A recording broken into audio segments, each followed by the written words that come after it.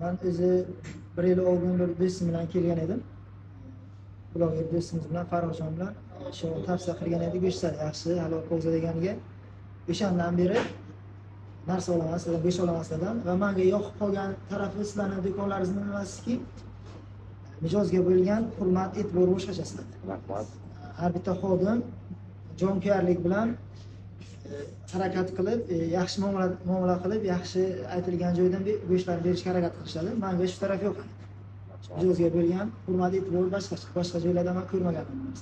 O'sha uchun ham shu yoqqa men klient bo'lib qolganman, 1 yildan beri sizlardan go'sht olaman. Rahmat. Endi nima yangi qilsak bo'ladi sizlar aziz mijozlar uchun? Yangiliklar